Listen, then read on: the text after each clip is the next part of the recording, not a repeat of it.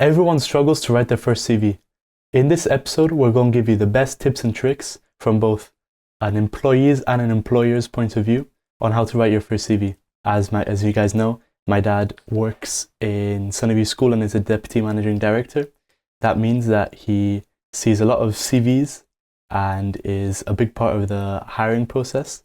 So I feel like there's nothing better than getting an employer's point of view and getting kind of seeing what they want to see on a CV.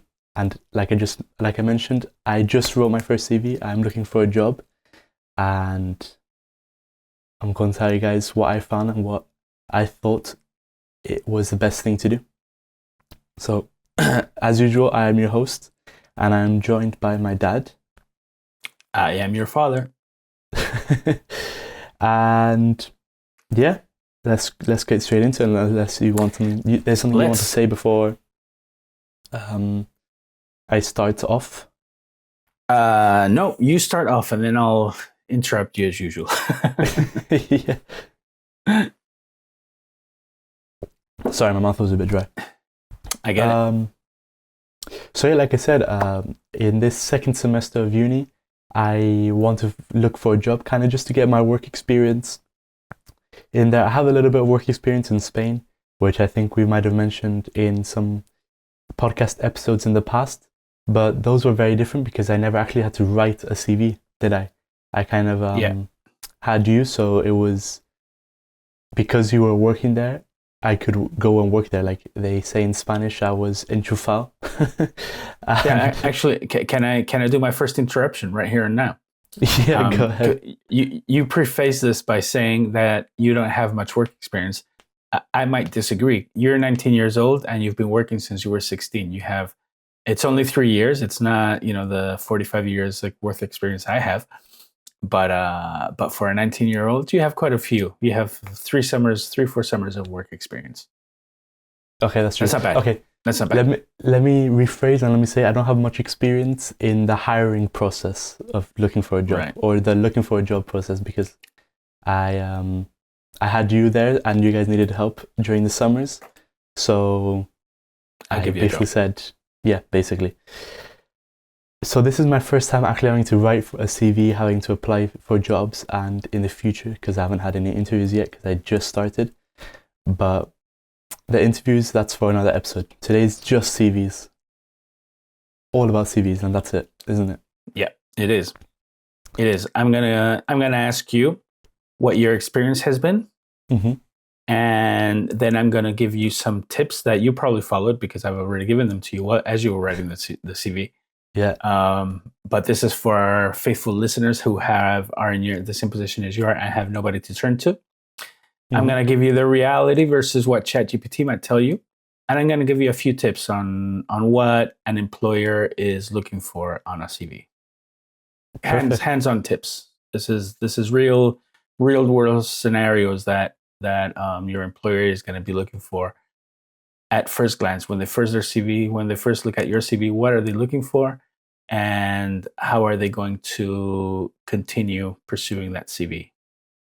Perfect. I think that's great, isn't it?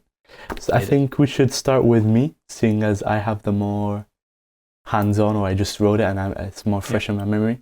And also I feel like your tips are going to be a lot more valuable, so if people want to listen, then you have to wait until the end, basically.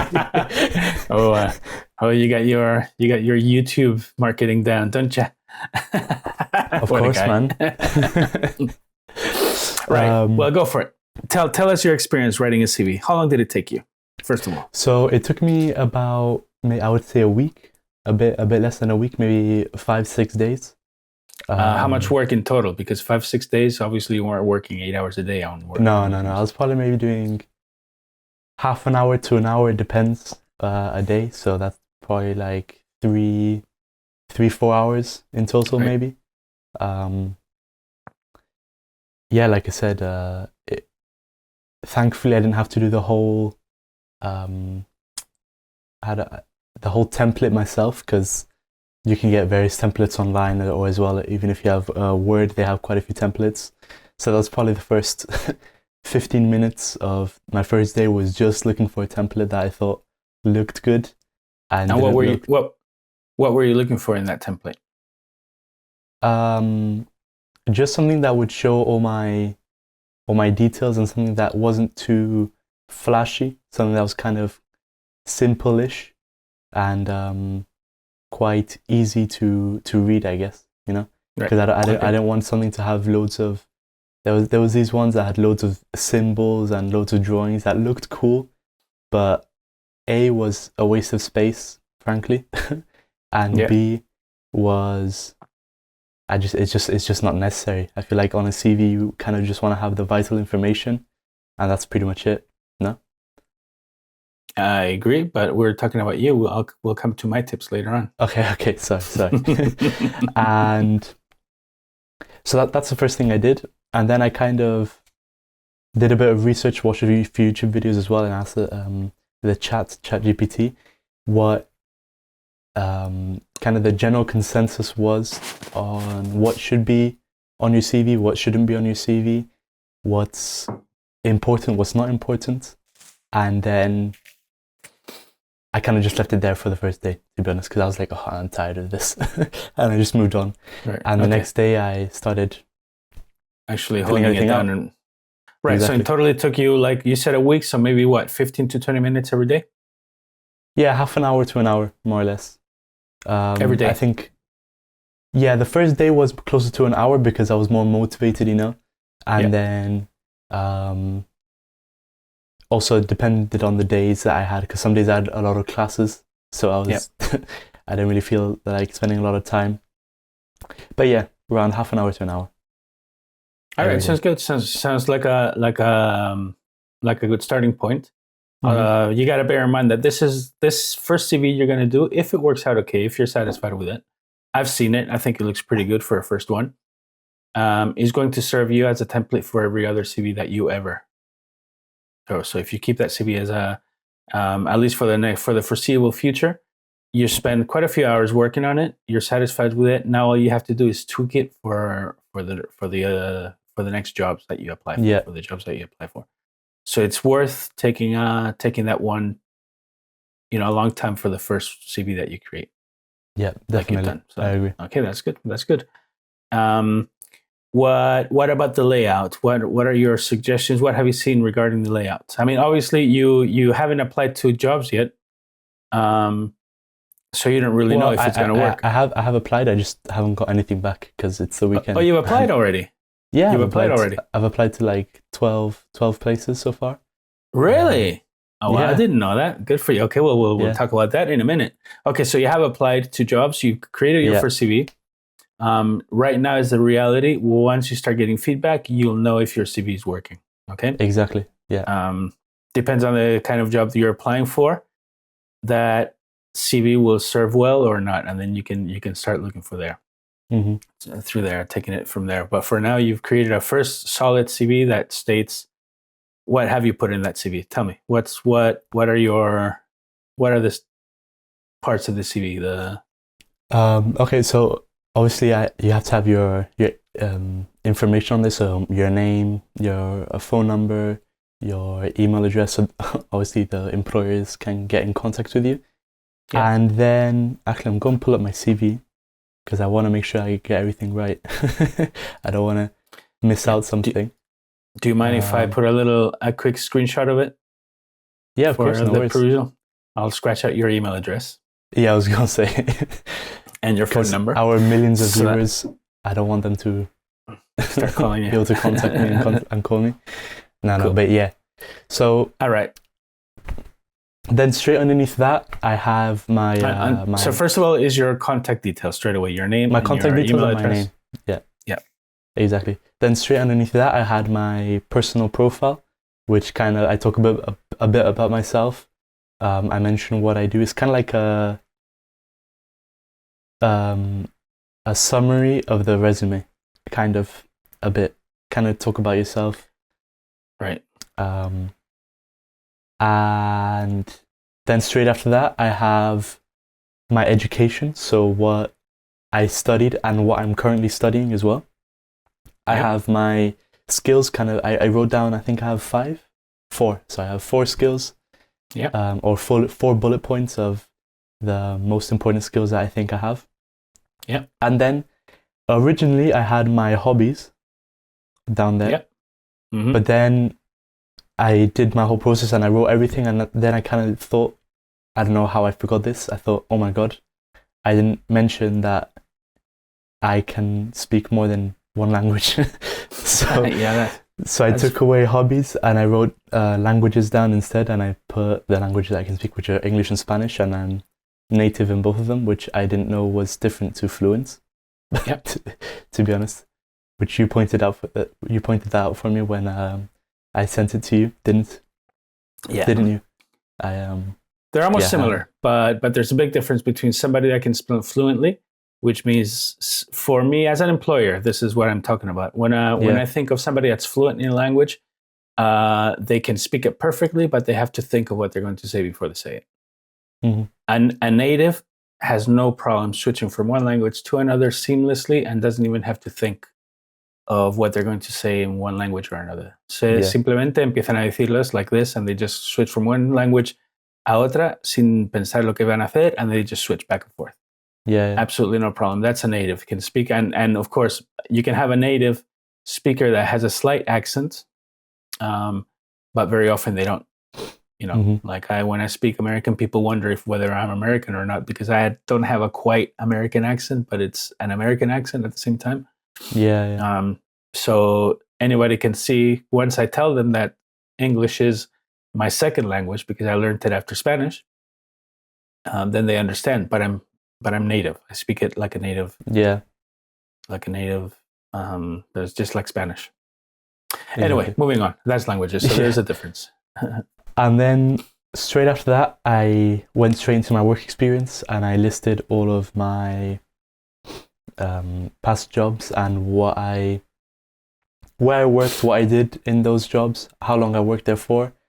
And I also wrote down kind of the key points of what I learned and what I did in those positions. Great. So where it was, so the company, then I have how long it was, and the four or five bullet points of what I did and the skills that I learned or had to use during this job. Perfect. Sounds good. Sounds good as a starting point. Exactly. Oh, and then straight after that, I have a little part that says references and available upon request, because multiple places said that that's the best thing to do in my situation where I'm a student kind of looking for a student job. I'm not in business looking for a CEO position or anything like that, Right. Okay. Sounds good. So your experience so far has been positive. It was relatively easy to do. Yeah. I mean, because like we've mentioned many times before, we live in a world where there's a lot of information available online. So if at any time I got stuck, I could ask ChatGPT, I could ask Google, I could go on YouTube, or I could ask you guys, my parents, I could ask other people that have jobs. There's loads of different places where you can get information and kind of try to get unstuck, if that makes sense. Right. Well, hopefully this will be a first stop for everybody to get unstuck on their CVs. Yeah, hopefully. Right. Okay, so can I give you my little piece of advice, my little tips on CV creation as far as I can see them? Right? Yeah, actually, before you head off, I want to say, I want to thank Elsa, because she sent me her CVs, and those were that she's used. Right. I'd say hers were a lot more extensive than me, because you think I have a lot of work experience. She's on another level. I mean, right. But anyways, so she was that was good to actually see someone's example of a CV, right? And actually put these tips that I've seen online into an actual CV. A real that someone's real CV that they've actually used to get jobs. I just want to say that. Perfect. Well, thank you, Elsa. You can go. Elsa owes you a beer or two or whatever. You guys definitely drink. Cool. Right. So then my tips. First of all, the first thing I thought you did well in your CV is you kept it short and simple. Okay. Yeah. The simple bit is incredibly important these days because a lot of these companies normally have a head office somewhere, and they use automated systems to review CVs, right? So I'm assuming that you've applied to these jobs. I didn't know you'd applied to these jobs. I'm assuming you've done it online through their website or through some other electronic means, Yeah. right? So your CV, chances are, is going to end up in a digital pile with a bunch of other CVs, and then some person in HR somewhere is going to feed those CVs to a machine or an AI system that's going to review them. First thing that system is going to look for is readability, right? So if you have graphics, if you have millions of colors, if you have a lot of little widgets here and there and arrows and this and that, the system is going to get confused. And because depending on the amount of CVs it's reviewing, it's just going to immediately throw it away without even looking. So the readability is incredibly important. That's why you have to keep it simple. So nice, big, simple. No, not keeping the titles and the subtitles very standard and homogenic and three font sizes, no more. And an illegible font. Don't get any fancy with the fonts, with any script fonts or handwritten fonts or anything like that. Just keep it your typical Times New Roman, your Arial or whatever it is, and that's it. Keep it simple. One page, right? Even for a person my level, I would expect a CV with one page. Really? Right? Always. If I receive a teacher or a head of department CV and it's more than one page, I get bored even without trying to, even before reading it. That's what the application is for, right? Once they send their CV and then we send them an application, which is very extensive, and in that application they can go crazy with their ethos and whatever their philosophy in life and work, et cetera, et cetera. But the CV, I just want to see their experience. I want to see what they've done, their qualifications, and over and done with. And a very initial point of contact between me and that person, right? So keep it simple, keep it to one page. And I want to see, and this is what these automated systems are going to pass on to a human person who's going to review it. I want to see, obviously, your contact details so that I know where to write. I want to see at a glance the experience you have, the skills you have, and like you say, why you are better than the rest. And that's the little bit at the top where you say your resume, basically. I'm a mechanical engineer student looking for a part-time job, and I'm a reliable as hell, right? That kind of thing. Yeah. Right. And then of course you mentioned your skills. If you do have work experience, you do that. If you don't have work experience, you want to add the skills you have acquired within your schooling if you come from school, right? I don't want to read, as an employer, I will not want to read that you were captain of the football team because that means nothing to me unless you're applying for a sports position, right? Or if you want to be training for a junior team or something. If you're not doing that, if you're applying for a job as a barista or as a waiter in a bar, that employer is not going to want to know that you were captain of the football team. However, they will want to know that one of your skills is to be able to work as a team and bring a team together to do their stuff. Not necessarily lead. If you're just applying for a job for a waiter's position, but they want to know that you have the skill to be able to work with a team and you've done it before. Yeah. Right. So that's the basic general layout of a CV. You want a nice big header with your details. You want a short summary of what you're about, then your work experience, and then your skill set. Okay. Hobbies, I would take away. Yeah. Unless your hobbies are directly related to the skill set, right? Yeah. Like if you're applying for a content creator position, and one of your hobbies is doing the podcast, then by all means, put it in there. They're going to want to know, right? In fact, I'd move it up to the skills section. Yeah. Okay. So that's what I would do. But now let's break it down, right? Let's do something quantifiable. Let me give you 5 tips on creating CVs. Some of them I've gone through them now, but let's do it so we can put it nice on screen so that everybody, whoever is interested, can just say, okay, tip number 1, tip number 2, right? Okay. I'm going to give you these tips from an employer's point of view. Okay. I'm not going to give you the tips according to what ChatGPT says you should be doing, right? Okay. What ChatGPT says should be doing is very standard and is everything I just said. Yeah. So basically, the basic layout of the CV is what ChatGPT is going to tell you. But it's not going to tell you what an employer is going to look for. Okay. Mm-hmm. So as far as the CV paper is concerned, not looking for a job, but as far as the CV is concerned, I'll give you the first tip. Most important tip is if you give your details, get a proper email address. All right? Yeah. Okay?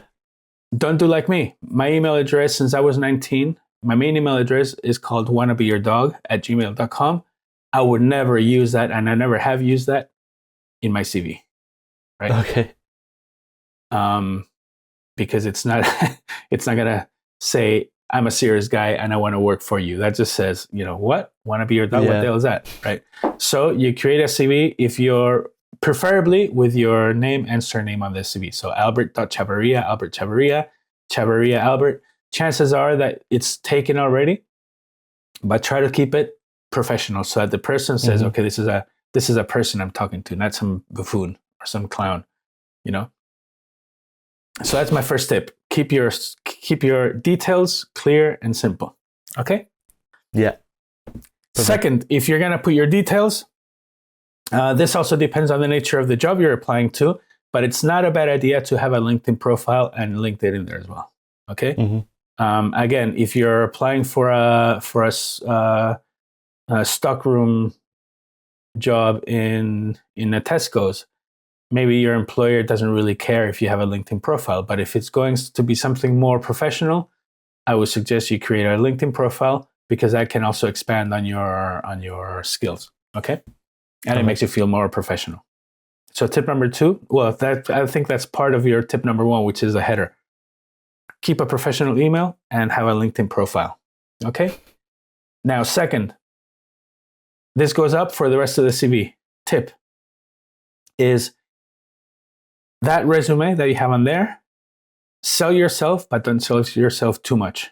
All right? An employer is always going to be looking for reliability. At least as an employer, that's exactly the first thing I want. So that first paragraph has to say, I want to work for you, and you can count on me every single day.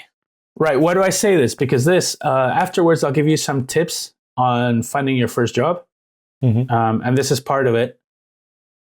These days, and this is the Gen X coming out into view. Gen Zs are very much into work-life balance, and I don't want to work for my job. My job has to work for me. That's absolutely amazing, and in fact, I totally agree with that. But we're not quite there yet in the real world. Mm-hmm. Okay. So that employer doesn't want to hear for the first time ever, doesn't want to hear from you saying, hi, I want to work at your establishment, but on my own terms, right? If an employer sees that, they will say like, okay, moving on, mm-hmm. right? They want to know that you're willing to work for them and do whatever it takes to do a good job in your position, of course, right? You don't want to, right? It's hard for, in your case, you just want to earn some extra cash. When I have some money, it's not, your life doesn't depend on this, but you have to pretend it does. Yeah. Okay. Now your skills, the next level is your work experience. As I said before, if you don't have work experience, then turn it into, join it with your skill set and make it nice and big and flashy. Mm-hmm. But don't lie. And here's a tip. Do not lie in your resume. do not embellish those skill set. What do I mean by that? So if you're a great working with Word or Google Docs or whatever, right? And you're great at formatting a Word document, but you're not great at Excel, don't put Excel in your skill set, mm-hmm. right? Because you might need to use Excel. Basically, here's the thing, the best tip. If you have a skill, you have to be able to prove it immediately. Yeah. Okay, so if you say, I'm fluent in Spanish, you have to be able to switch to Spanish straight away. If you say, I'm great at editing Photoshop, right?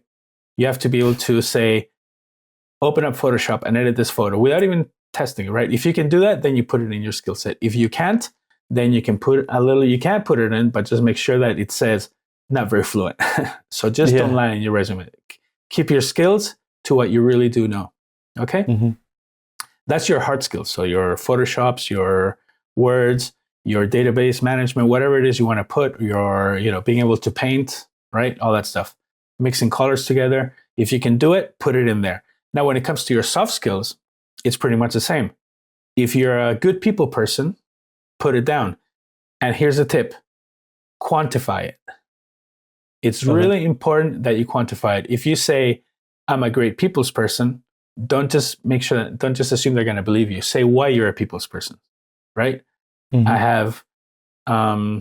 I was in charge of my school's, the geography field trips. I was in charge of organizing the surveys we did in the street. And so I have no problem approaching people, right? Yeah. And that's all. Keep it simple. At that point, your future employer will say, okay, this is something worth looking at. Now I'm going to ask him the questions to follow up in the interview. And we'll talk about the job interview at a later stage. Right? So those are my tips for CV creation. That's what I want to see. That's what I look for in a CV if it's an entry-level position. Obviously, we're talking here if this is the first time that you ever created a CV and the first time you ever applied for a job. Yeah. Okay. A lot of this doesn't apply if you already have applied for a job or if it's your second and third job and you want to improve on that, right? Mm-hmm. The CV creation things do stand, but there's slightly more nuance. We can get into that another time whenever you go to your second or third job. Another podcast. Yeah, definitely. Right. There's going to be quite a few podcasts on this topic, I feel like, as I go through the journey over the next few months of... Okay. So now... You've told me that you applied for jobs. I had no idea. Tell me more about that. You applied to 12, you said. Yeah, well, 12 different postings. Yeah, I have. Okay. So I, thanks to this marvelous digital world that we have now, it's quite easy to apply for jobs. So I have this app app and website, I use them both, called Indeed.com. And it basically has loads of job postings, and you can go through there and you can search for the type of job it is, for the employer, the type of company that's doing it, and of course the location as well. Me, mostly what I'm looking for is the location, because some of these places are, you search for Cork and then it'll be Cork County, so it'll be a job, but it's 2 hours away by car, and you're like, okay, well, I don't have a car, and I'm not going to drive 2 hours every day to, you know what I mean? That rules that out, yeah. It's a very good way to, like I said, to kind of filter down to, not, obviously, you don't want to be too picky because kind of just want to throw it everywhere, but to be realistic and to places where you can actually access, because you don't want to get a job, like I mentioned just now, that's 2 hours away because you won't be able to go. Yep. Obviously, if it's your main job, then you could, but if it's, in my case, a student job, then I won't be able to. Yeah. And I am also using word of mouth, I guess. I've asked friends. One of my very good friends here, Adrian, he's been really, really helpful. He's I'm using, I don't want to say using him because it sounds like I'm just using him for that all, but he's helping me. Yes, he's helping. He's been a really, really big help, and I'm eternally grateful. He's helped me apply for a job in the center of town, and yeah, I think those are the two best kind of ways to do it: is word of mouth, asking around, asking your friends if they know if they have a friend, kind of stuff like that, and also online using places like Indeed and the hundreds of others job posting sites that there are. Right. That's what I've been focusing on so far. Well, I'm proud of you, my son, for applying for those jobs. Thank you. And now we can add a little extra section to this podcast, which we hadn't counted on, which I'm going to improvise right now. I haven't really prepared it. But we would be the next stage, which is throwing your CV out there, making it public, and applying for jobs. All right. So my first tip for all this, which probably comes a little bit too late in your case, I'm hoping you've done it, but I don't think you have. Every time you apply for a job, that has to be the only job you've ever applied for and ever apply and ever will. That's what the employer has to see, right? Of course, we all know that's not true, but they have to think that you only want to work for them and nobody else. Okay. The first way to do that is twofold. First, personalize your CV every single time. Okay? If you're applying for a retail shop where you're going to be talking to the public all day long, that employer does not care one little bit that you're an expert database administrator or that you ever painted a wall in your life. Okay. Right? They want to know what skills you have acquired using that will help them. Right? So scratch that out and just add, I have great people and interpersonal skills. And then you have to prove it. So scratch that and add something else. They want to know that you're applying to them, that you're not just blanket throwing a CV to everybody, because they're not going to care about that. Okay? Right? So keep that in mind. Always personalize your CV and tailor it, even if it's a slight little tweak here and there. But you want to tailor it to that job that you're doing. There's another tip which for CV creation, actually, which I didn't say before, because a lot of these companies are using automated systems. Those automated systems are looking for keywords, right? And you think like, well, there's so many employers out there. What keywords do I use? Well, the giveaway is in the job description when you apply for it, right? So if you find, whatever it is, if you find a maintenance company that needs painters, and there's a job description somewhere on their website, you look for the keywords in that job description. You can choose ChatGPT for that and tailor your CV using those same words.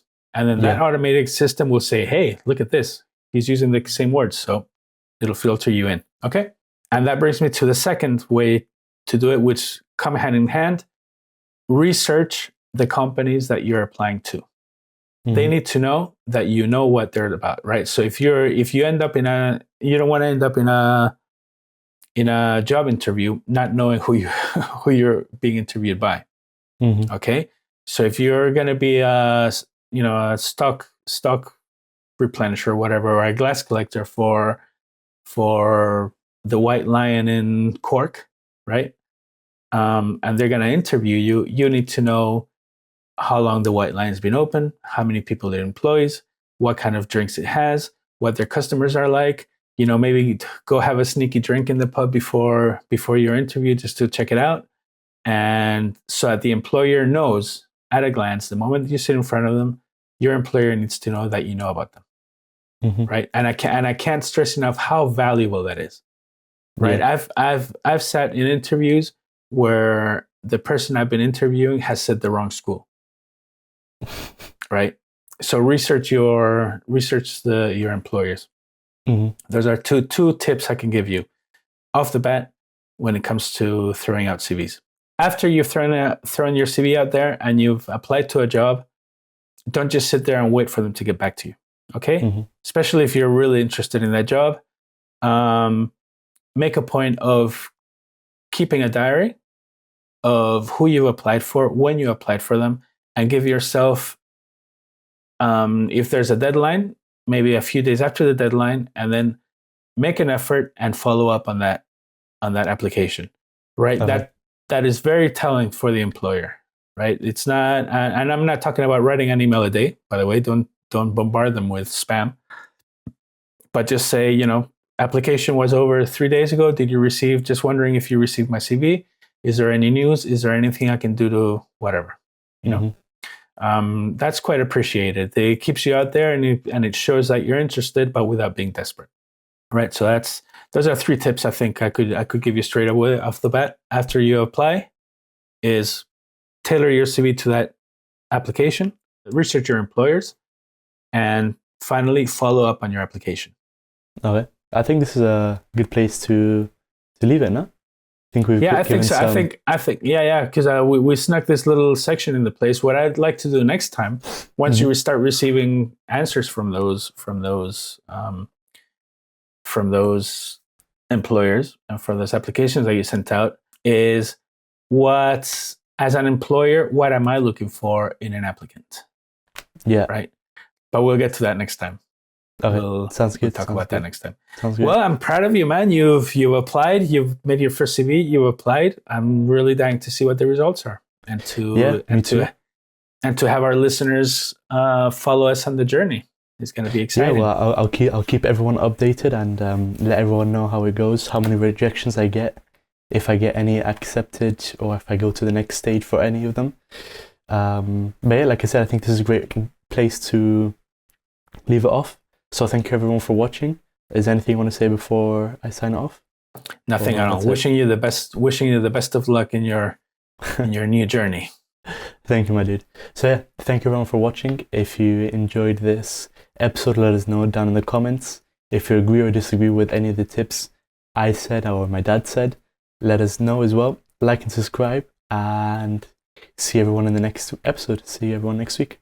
Bye-bye. Bye-bye. See you next week.